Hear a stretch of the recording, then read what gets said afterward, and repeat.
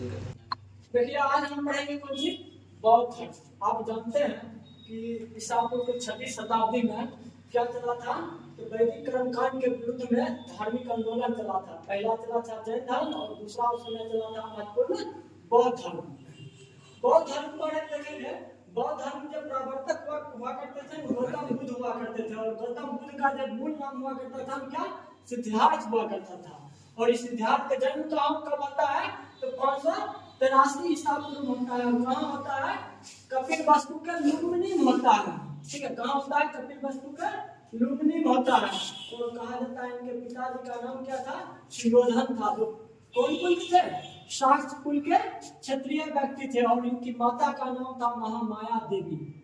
ठीक है, क्या नाम था, महामाया देवी। और कहा जाता है जब सिद्धार्थ का जन्म हुआ, जब महामाया देवी मतलब गर्भावस्था में जा रहे थे, तो रात में एक सपना देखे थे कि उनके गर्भ में क्या चीज धारण कर रहा है, सफेद हाथी धारण कर रहा है। इसीलिए महात्मा जी सिद्धार्थ के गर्भस्थ का प्रतीक चिन्ह भी क्या होता है, हाथी होता है। क्या होता है, तो हाथी होता है।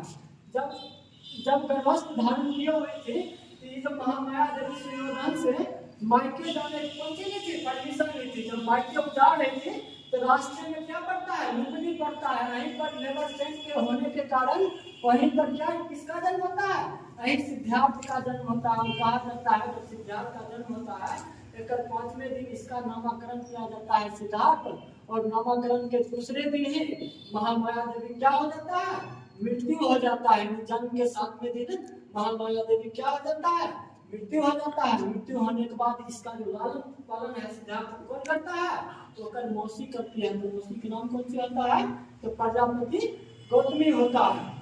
जब क्या होता है क्या कि जो सुयोधन जो थे वो शाक कुल या कपिल वस्तु के राजा हुआ करते थे। इनके दरबार में कवि और उसके बाद ब्राह्मण बहुत सारे रहते थे। तो वही ब्राह्मण जो है काला देव है या कौन है, सिद्धार्थ के बारे में क्या किए थे, तो भविष्यवाणी किए थे। भविष्यवाणी किए थे कि व्यक्ति या तो चक्रवर्ती राजा बनेगा या तो ही बड़ा सन्यासी बनेगा।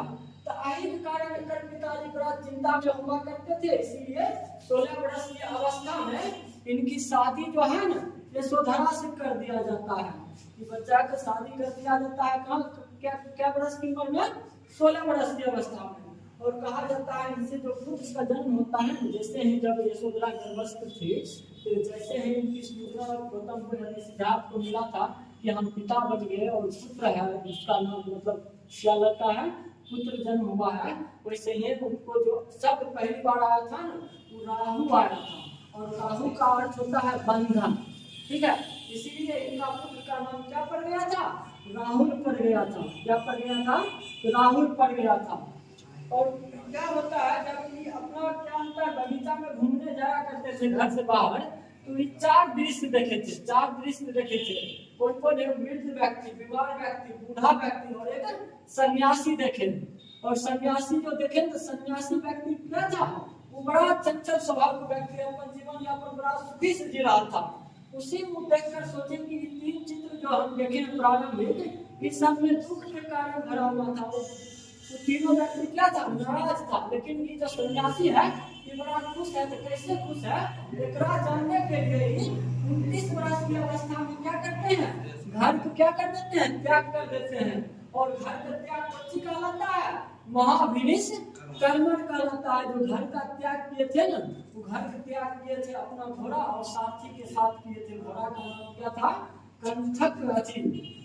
कंडक था। और साथी का नाम क्या था, चंद्र या चंडक था। और कहीं कहा जाता है कि दोनों के साथी कहाँ चल गए थे, गोरखपुर के समीप अनोमा नदी है, वहां पर गए थे। तो वहां पर क्या बोले थे, सारथी और घोड़ा को लौटा दिए थे। और वो अनोमा नदी में नहा करके वो कहाँ चल दिए, जंगल की तरफ चल दिए। जब जंगल की तरफ चल दिए तो बीच में एक स्थान था, अनुप्रिय स्थान था। यहाँ पर कुछ दिन रुके। वहां से रुकने के बाद कहाँ पहुंचे हैं, तो वैशाली पहुंच गए। और वैशाली में क्या हुआ, उनकी मुलाकात हुई अलार कलाम से मुलाकात हुई। जब अलार कलाम की मुलाकात हुई, अलार कलाम बच्चे ज्ञाता थे, शंख दर्शन की ज्ञाता थे। और यही से शंख दर्शन प्राप्त किए। अलार कलाम है। अलार कलाम का दूसरा नाम केशपुत्र कलाम भी कहा जाता है। अलार कलाम की क्या है दूसरा नाम, केशपुत्र कलम कलम भी इनको कहा जाता है। और बाद कहा जाता है कि वैशाली से जैसे आगे बढ़े कि राजगीर पहुंचे और राजगीर में क्या करते हैं, इनका दूसरा पुत्र मिलता है के गुजरात रामपुत्र मिलता है।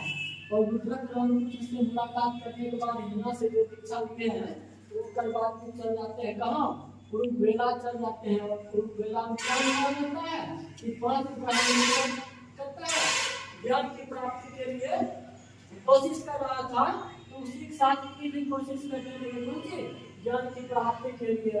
और कहा जाता है जब वहाँ पर जब जो 5 ब्राह्मण थे वो बड़ा भूखल प्यासल ज्ञान को सोच रहे हैं प्राप्ति करेंगे, लेकिन वो ऐसा नहीं चाहते हैं। सुजाता नामक स्त्री खा करके अपना मन व्रत को तोड़ते हैं, कहीं नाराज होकर के 5 ब्राह्मण की करता है, चल जाता है कहाँ, तो सारनाथ चल जाता है। फिर यहाँ बेला से कहाँ चल गए, बोध गया आए हैं, मतलब वहीं पर बोध गया और बेला तो वहीं बोध गया कहा गया है।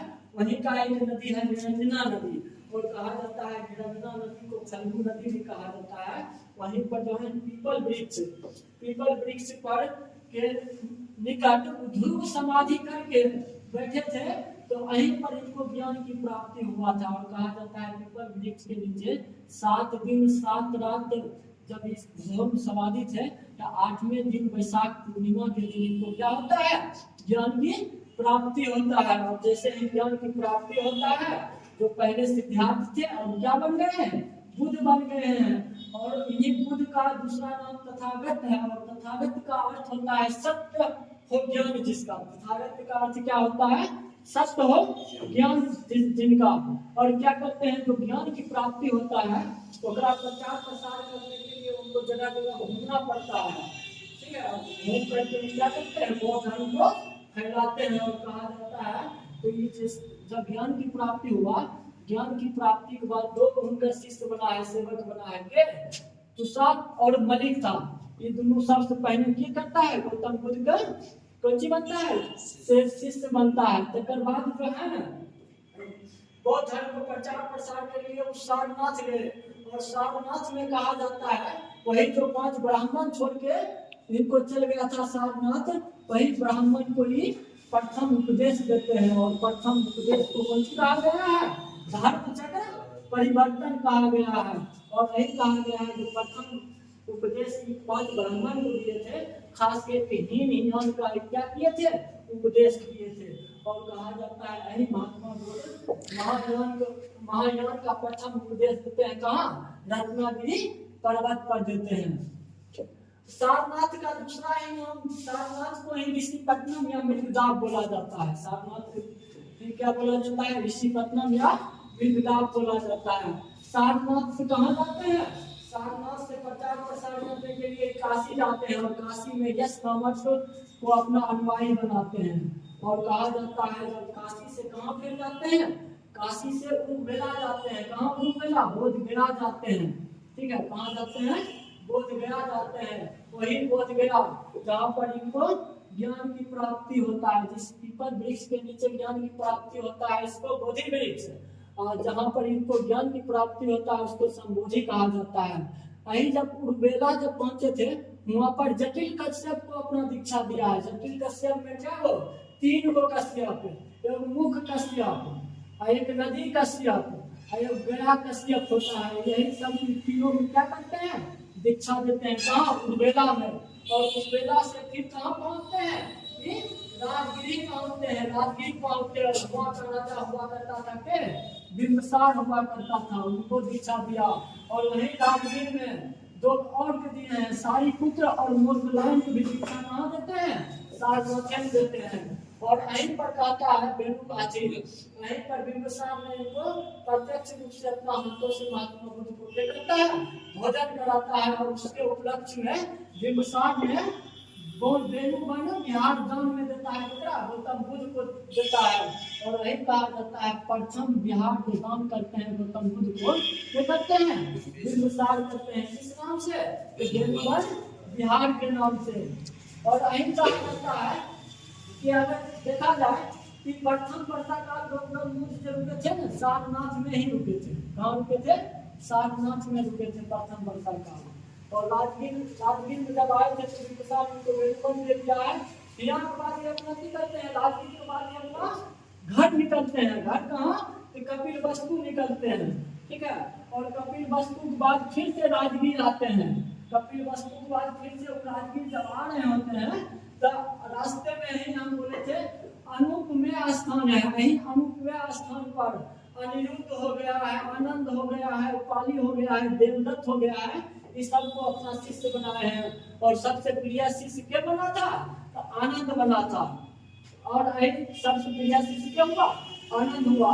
और वहीं तक आता है अनुपमेय स्थान के बाद डायरेक्ट वैशाली की ओर निकले।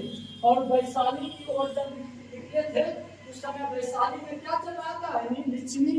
लिच्छिनी ही को वैशाली कहा जाता है। उस समय वैशाली में महामारी चल रहा होता है। वो कहा जाता है ऐसा था कि अगर गौतम बुद्ध वैशाली आएंगे, लिच्छिनी आएंगे तो महामारी की हो जाएगा, खत्म हो जाएगा। इसलिए वैशाली गए और वैशाली में हुआ जो पूरा वहाँ के शासक था ना, उनको कुटा के सारा बिहार उनको दान दिया। और वहीं पर नरवधु हुआ करती थी अम्रपाली, और अम्रपाली ने उनको कोची दे दिया है? अम्र वाटिका दे दिया है। और वहीं वैशाली में एक और महिला थी बालक, बालक ने इनको क्या दान में दे दिया है? तो बालक बिहार नाम पे एक घर था, उनको दान में दे दिया किनको? गौतम बुद्ध को। और वही वैशाली जगह है जो अपने प्रिय शिष्य आनंद के कहने पर सन में पहली बार कौन करते हैं? महिला को प्रवेश देते हैं। तो पहला महिला क्या बनती है? तो कर्मोक्ति बनती है। तो मोक्ति का नाम कौन सी होता है? प्रजापति गौतमी। दूसरा प्रजापति गौतमी बेटी होती है नंदा या सुनंदा, वो होती है। तीसरा वो पत्नी होते हैं कौन? यशोधरा होती है। और यहाँ के बाद कहा जाता है वैशाली के बाद सुकुमार गिरी निकलते हैं प्रचार प्रसार करने के लिए। यही सुकुमार गिरी में बोधि कुमार को दीक्षित करते हैं। और कहा जाता है जब सुकुमार गिरी में हुआ कहते हैं तो अवंती के जो शासक हुआ करते थे राजा प्रबोध, उनको अवंती बुलाया था। लेकिन वृद्ध होने के कारण महात्मा बुद्ध अवंती नहीं जा सके। तो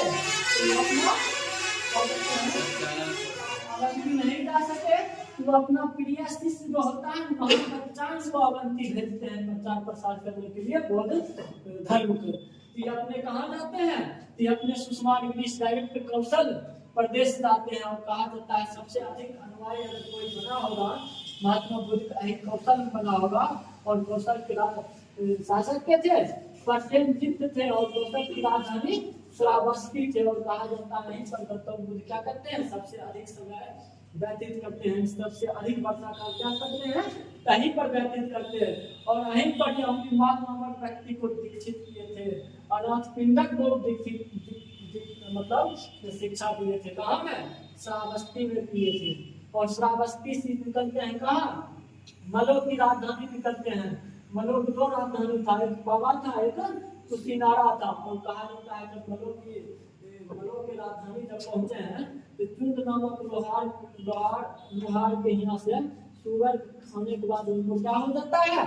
अतिसार हो जाता है। और अतिसार होने के बाद उनको पेट दर्द करता है। कई लोग कष्ट करते करते वो राजधानी कहाँ पहुंचते हैं? कुशीनारा पहुंचते हैं। और कुशीनारा में अंतिम जो उपदेश अपन देते हैं सुभद्र को देते हैं। और सुभद्र को जो देते हैं उपदेश हिरण्यवती नदी के किनारे देते हैं। और यही कहा जाता है हिरण्यवती नदी के किनारे महात्मा बुद्ध को 483 ईसा पूर्व मृत्यु हो जाता है, और इनका अंतिम दाह संस्कार होता है ना रामसंभर नदी के किनारे होता है। इनका दाह संस्कार कहाँ होता है? रामसंभर नदी के किनारे होता है। और उनके जो अवशेष जो बनते हैं वो 8 भागों में बांट दिया जाता है। और 8 जगह कौन सी स्तूप का निर्माण किया जाता है।